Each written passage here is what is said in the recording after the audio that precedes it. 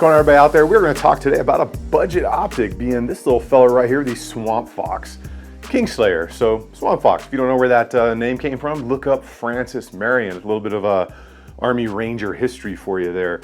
Pretty cool guy, helped lay waste to some redcoats back in the day, and kind of almost invented guerrilla warfare. So the Swampfox Kingslayer. Now, there are some changes already coming out to this optic, the most important which have been top-mounted battery, so you can get rid of that side window there. But definitely a pretty cool little optic. And when we're talking about optics, we got to really think about intended purpose, because there are optics that are extremely expensive, like the RMR Type 2, and then there are kind of more budget-friendly pistol-mounted optics, rifle-mounted optics, like the Vortex stuff, the Hollow Sun stuff, and then something like this Kingslayer. And you've really got to figure out what your intended purpose is, and then what your budget is going to be for that intended purpose. Now, right out of the gate, guys, is this the combat duty optic? It's not in my opinion. If you want to use it for that, that's completely up to you. Combat duty rated stuff is usually put through a completely different level of testing, has completely different amounts of components, and it's really meant for that purpose, combat. It's meant to withstand drops and different water immersion testing and things that most people are never going to experience. So we also have to think about, not everybody's got the budget that some people do. Some people are more fortunate with how much extra cheddar they get to spend on stuff. And this is an optic that may fit in a range where you have your budget and you're maybe wanting to try an optic out, or think this is just what you want. And you may have first seen that optic in one of my videos if you saw it, where I had this build right here, this little Polymer 8026 build that I built for my 1978 GMC pickup truck that's red in color. I did this with 3M Custom Works. If you didn't see that, I'll put a link down below, but I've been testing that optic on a couple of different setups, one specifically this one, and then obviously this one here on this 34, my little monster.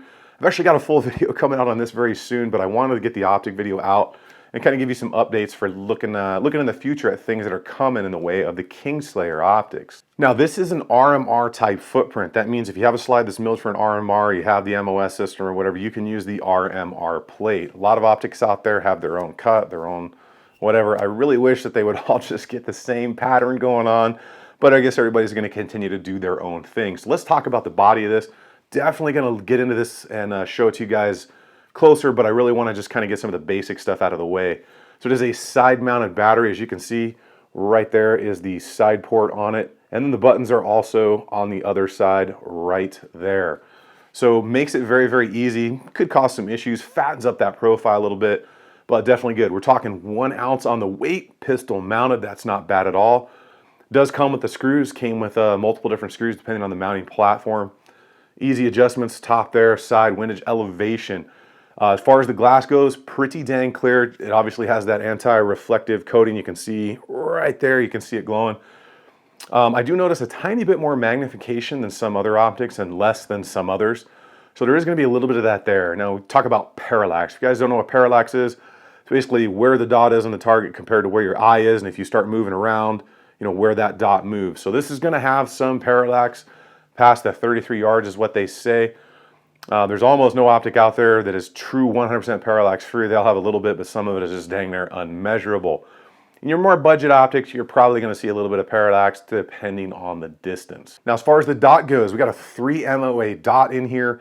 I do notice that it spreads a tiny bit in that about 6 to 7 setting. That's pretty normal for a lot of optics. The higher it goes, the more it kind of spreads or flares. I think it's a little bit more noticeable for me because of my contacts. I always kind of see a like a star pattern out to the left. It kind of bleeds on me, and I think that has to do with my eyes and my contacts. And if it's the same for you or a little bit different, let me know in the comments down below. But I did notice that, and I noticed it has, you know, a little bit of a hue change throughout the glass. And we'll look at that up close. It kind of goes from that bluish color, and then it kind of it's a little stronger, and then it kind of gets a little less. So that did throw me for a little bit of a loop there when I was looking at it, because I saw the changes in color. Probably not noticeable to most people. Like I said, it's probably got something to do with a little bit of my contact and my eyes that I got going on. Now, they say that it's shockproof to 800 Gs. I don't know how the heck you test that, but shockproof to 800 Gs sounds interesting to me. IPX7 up to 1 meter. So thing I've kind of said is, yeah, it can take a dunk of water, splash of water, but if you're 3-4 feet underwater, you probably have bigger things to worry about than your optics surviving. Plus, you got some iron sights as backups. We've got a 1 ounce on the weight. Pretty good there, not adding a whole lot. And if you've lightened up your slide or anything like this one a little bit, then you know you can add a little bit back to it. Keep things running normal there. So as far as some of the other settings on here, we got 10 settings for the colors, or not colors, 10 settings for brightness. Now the brightness settings and the battery life obviously go in hand. Lowest setting, they say 20,000 hours. Typical use, which I don't know how the heck you define typical use, but they say 1,500 hours. And then the brightest setting on there, they say it's going to be right at, I think it was 1,000 or no, 100 hours. So not the best battery life on some, but you know, $179 is where I think this is coming in at right now. So we'll kind of compare that to other things relatively in its price range. It does have that auto off feature on it, and they have a 50,000 round guarantee on it, which basically means if you have less than 50,000 rounds, you send it in and get a new one if it breaks. So it's kind of that Vortex-esque, I guess, warranty you could say. Now we're going to check this thing out and get into it and kind of look at it next to the Holosun 507C, and we're going to look at it next to the RMR to kind of give you guys some of that glass clarity, some of that issues, and kind of that size comparison. You can see them side by side and see the profile, but again, comparing something like this, which is a budget optic, which is more kind of, maybe you're going to carry it, maybe you're going to use it in a competition, maybe you just want to try an optic out, or maybe you just want to have something for fun out there, is kind of difficult to compare it to, say, like a combat optic like the RMR, because that's in a completely different class. And like I said, not everybody's got the same budget and everybody has the same intended purpose for these. But very cool. You guys can see on there, it does look good. It's got a pretty nice profile going on. I will have the full video on this Glock 34 monster with all the stuff I got going on soon. But we're definitely going to check this thing out. I want to get into this and show it to you up close. So if you guys like what's going on here with the channel, go ahead and hit that subscribe button for me. If you like seeing these things and kind of getting some information on them, go ahead and hit the like button. And if you guys are interested in anything you see here, I will leave links down below for you. But if you're on YouTube, you know they don't allow us to put the 2A links down there anymore.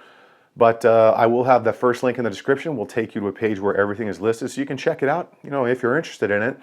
And then I do have a subscribe star going now, so I can continue to grow the channel if you're interested. And that link will be down there too. But we're going to go ahead and check out this thing right now. All right, let's get into this little Swampfox optic right here. So give us a good overlooking profile of it there. Pretty good machine job on here, no rough edges. It looks like it was, you know, done well in that case. So we've got our side-mounted battery tray right there. You can kind of see a little bit of a hanging loop right there. That's so you can actually pull it out. But does add some profile to it, obviously. You can see there on the side of it, you can see kind of where the MOS plate ends, and then that that thing begins. So that's a, you know, a little bit of a buzzkill maybe. And then we have the buttons there on the side, very reminiscent of the Vortex stuff.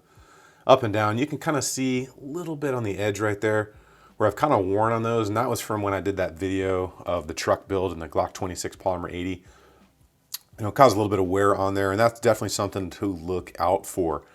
Now, as far as the optic goes, you can see you've got that anti-glare reflective coating in there, that kind of orangish look.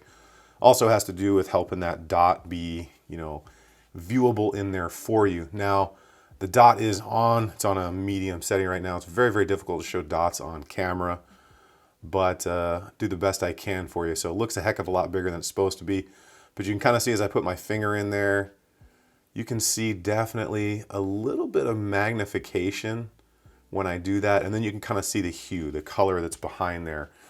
And it's not as bad as some, it's a little bit more than others, but that just has to do with the coating. What got me was actually, you can kind of see, do the best I can to focus in. The coating is a little bit darker, you can see it right there, a little bit darker up towards the top and the bottom than it is in the center, and that just has to do with, you know, how the glass is, the quality of the glass, how it's rounded, and then how that coating is applied. There is a little tiny bit in the very, very top edge, it's very hard to show, of kind of a gap where the coating is like almost not on the glass as compared to where the glass starts. And it's real tough to see, it's real tough to get on camera, but it is there. Tiny little bit of, I don't know if they missed the coating or if that's just how the glass is made when they put it in there, but that's noticeable as well.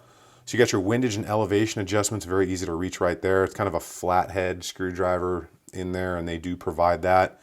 And they do provide the Torx style wrench for your battery tray. RMR footprint, like I said, does fit well, weighs 1 ounce. Pretty decent setup down in there. You can see the screws set in there nicely, and it does come with a couple different sets of screws. So I'll bring in the box and just kind of show you guys what you actually get with this. Obviously get yourself a little wipe there. You get some basic directions, how to zero it, all that stuff. You've got your rifle mount here if you want to mount that to a rifle. which is completely up to you. You do have a cover for it, which is actually kind of nice. If you have this on a rifle and say it's in storage, you can use that. Your wrenches, and then down in there you got several different sets of screws that are marked on the baggages for different attachment points, ways, and that's good because you don't always get that stuff with everything that you buy, so that is nice. And obviously just the standard box here, we'll get rid of this. So let's take a look at these. This thing is compared to like the RMR. So let's get a side-by-side footprint, even though this RMR on the right it's just a different class of optics. So just give you a really good view, size comparison. You can see that the RMR is a little bit smaller. Obviously, it's a tiny bit smaller to the eye there. And then height-wise, really similar, except the RMR obviously has that depression in the top of the hood there. And then kind of side by side, you can see much larger profile on the Kingslayer as compared to the RMR. So let's go ahead and bring in what's really turned out to be one of my favorite optics, which is that Holosun 507C. So there we go, side to side, very, very similar. You can see right there, the Holosun actually has a bit of a larger profile when you look at it like that. Definitely a little bit different there. Then you can see neck and neck, the Holosun. Look at these close as I can to perfect. Holosun's a little bit taller, but look at the clarity of the glass on that Holosun, okay, as compared to the Kingslayer. That was extremely noticeable. And the Holosun does still have that anti-reflective coating, as you can see there on the front. So that is a big difference between the clarity of that glass. I'm gonna go ahead and try and hold these all together like this so you can get a really good look through the glass on them all and kind of compare them. To me, you can kind of see the difference between the RMR on the far right, the Kingslayer in the middle, and then the 507 all the way on the left. To me, the Kingslayer has the least clear glass, a little bit more coating color than the other two, and the Holosun is by far just super clear on that glass, far more crisp on that dot as well. So I still think it's a decent optic. We'll go ahead, now that you've seen them all, kind of comparatively to the ones that I have here to show you. Let's go ahead and get back up in the chair and finish this up. Well, I really hope that helped you out, kind of seeing it up close and getting some of those specs. Like I said, everybody wants to seem to compare optics to other stuff. So you got the Swampfox here. Obviously, you're gonna have something like the Trijicon RMR on my Glock 45 here, which I got more stuff coming for. And then one that's really, I gotta say, Holosun stuff, it's making a big difference to me. It's coming in cheaper than the RMRs, and it's turning out to be durable as heck and lasting a long time. So I think this is a decent optic depending on your intended use. If you want to try an optic out, or you're looking at maybe using a light competition or something like that. Now, do I think this should go on a work gun, a duty gun, something's really gonna get beat up, a combat optic?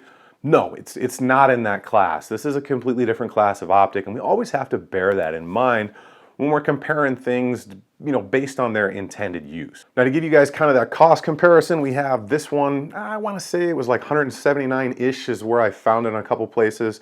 You got like, your RMR, you're going to be spending $450, $500, $550, whatever. And then something like the 407, 507C, you can get down to about $229, up around $300, and that's pretty good for what you're getting out of that optic.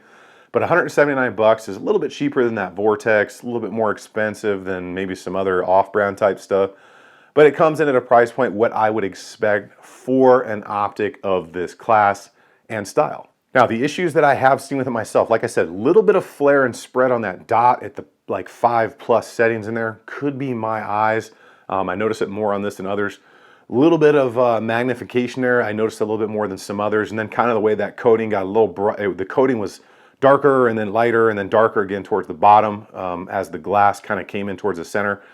A little bit interesting there, but I would expect this to have the clarity of some others, which is kind of crazy because that Holosun is extremely clear glass, but it is what it is. Now, as far as other things on there, the buttons, that can be a thing. You kind of saw where they rubbed a little bit on the holsters and I was drawn. A little bit of a wider profile, but they're fixing that on the newest version that comes out, so it's pretty much a non-issue at this point. Really what it comes down to is, your intended purpose. Where do you see it as? How much disposable income do you have to spend? And is it something you intend on keeping forever or just testing out? Now, I have heard of battery issues. I think it was one of the guys on Instagram, 1776 or bust, said that he's had a couple of them now. And like I said, I've got a test group of one here, and his battery wouldn't even last like a month all of a sudden. So I didn't bother to ask him what his settings were, what he was doing with it, or if it was constant on. But he was having a battery issue. And you know, no optic out there hasn't had an issue. Vortex has had issues. RMR's had an issue before, but you kind of expect certain things at certain price points. And that, like I said, test group of one, I have not experienced that battery issues, but I have heard of it. So I wanted to make sure you guys understood that and know that going into purchasing something like this. Now, when it comes to that purchase, you've really got to make up your own mind. I try to provide you the best information I can. It worked, it held zero. I tried it on a couple different guns, didn't have any issues with it. The battery did what it did, the auto shut off worked. 179 bucks. Is the Vortex worth it to you to spend a little bit more? Is the Hollow Sun worth it to spend about, you can probably get it for about $60, $70 more?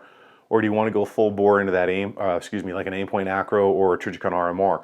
That's really up to you guys to decide. And I just kind of wanted to provide you some information on this. You know, we'll continue to see where the optic market goes. Let's face it, a lot of these optics in China are probably rolling off the same factories. They're just made to different standards, and that's kind of how things go. And I know people have some opinions on, you know, Chinese-made products, and that's okay.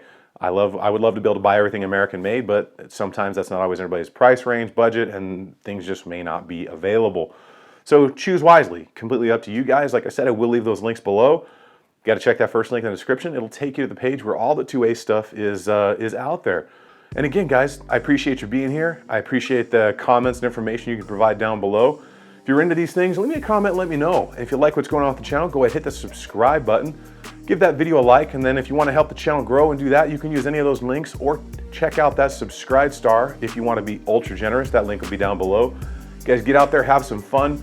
Try something like this out. If your buddy's got one, see if it's even something you're interested in before you spend your hard-earned money on it. Get out there on the range and have some fun, and I will see you guys on the next one.